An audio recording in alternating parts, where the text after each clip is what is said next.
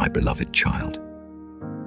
Today, I want to speak to you about the 7 deadly sins, 7 quiet shadows that follow you each day, often without you even noticing. Pride, envy, wrath, sloth, greed, lust, and gluttony.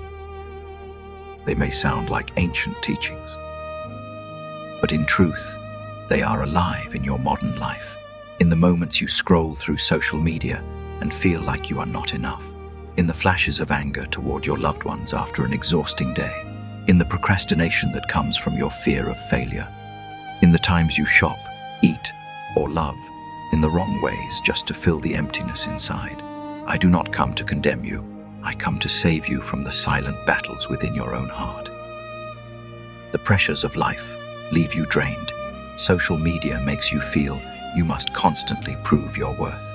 Shallow relationships leave you lonely even in a crowd. And so, you become angry, envious, chasing fleeting pleasures. The world calls these sins. I call them cries for help from a weary soul.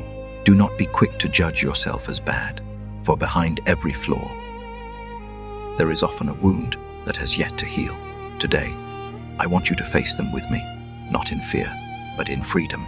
If you believe in this, leave a comment, Amen, under this video. So I know you are ready to walk with me on the journey of finding yourself again. My beloved child, have you ever felt like you have to be perfect to be worthy of love? You post a photo, then wait for likes and compliments, as if your value lives in the eyes of others. You look at other people's lives on social media. They seem more successful, happier, more beautiful, and you begin to doubt yourself. Am I not good enough? Am I falling behind? Is everyone else doing better than me? Right there, pride and envy begin to quietly grow. Pride is not only thinking you are better than others. Often, it begins with the fear of being seen as ordinary, the fear that you are not enough. So you try to prove yourself, show off your achievements, hide your weaknesses, just because you're afraid of becoming invisible. And envy appears when you see someone else's happiness as proof of your own lack. But my beloved child, a rose does not envy a sunflower. Each one blooms beautifully in its own season, and so do you. Instead of comparing, learn to be grateful. Be grateful for what you have. Be grateful for what you are learning. Be grateful even for the wounds that have helped you grow. The strongest person is the one who no longer needs to prove they are better than anyone else. Leave a comment, thank you. So I know you have begun to change and have learned to be grateful for this life. And don't leave yet, because what I share next may be something you face every day without even realizing it. My beloved child, there are days you snap at the people you love most over something very small. You lose your temper not because they are wrong, but because your heart is already full of unspoken exhaustion. You keep putting off the things you know you should do. The work piles up. Your dreams are still there. Yet you tell yourself, I'll start tomorrow. You think you're lazy, but maybe you're just very tired. Wrath does not always come from something evil.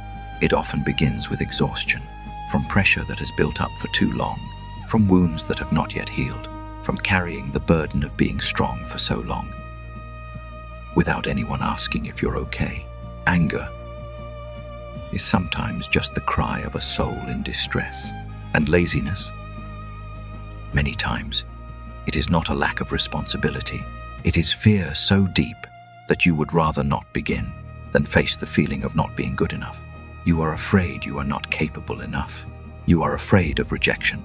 You are afraid of giving your all and still not being recognized. So, you delay.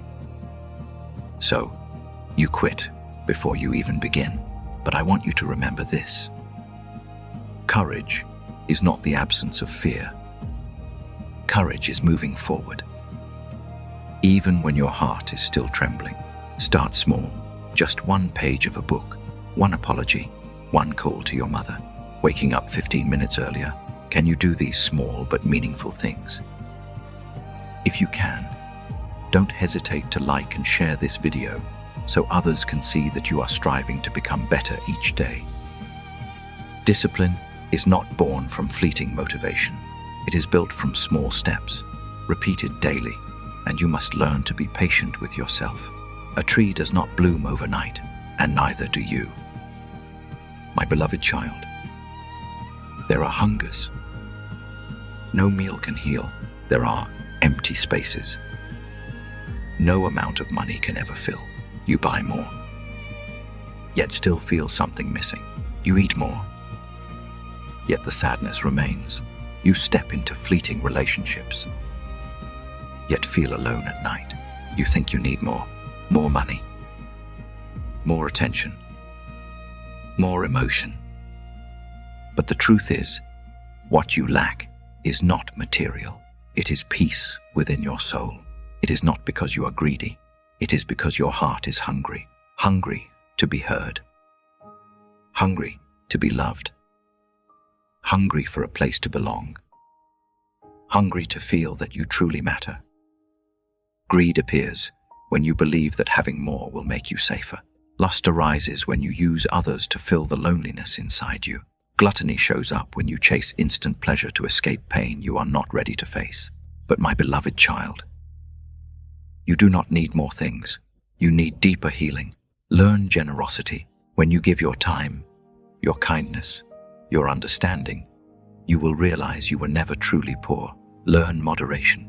Your body is not something to be abused. It is a temple I have entrusted to you. Treat it with respect, for what you nourish each day will become who you are tomorrow. And that is where change begins, my beloved child. Mastering yourself does not come through punishment. It comes through self-control, not by the whip, but through compassion. You do not change by hating yourself. You change when you love yourself enough to stop destroying who you are. So today, I want you to do one very simple thing. Choose one sin that feels strongest in your life right now. Just one.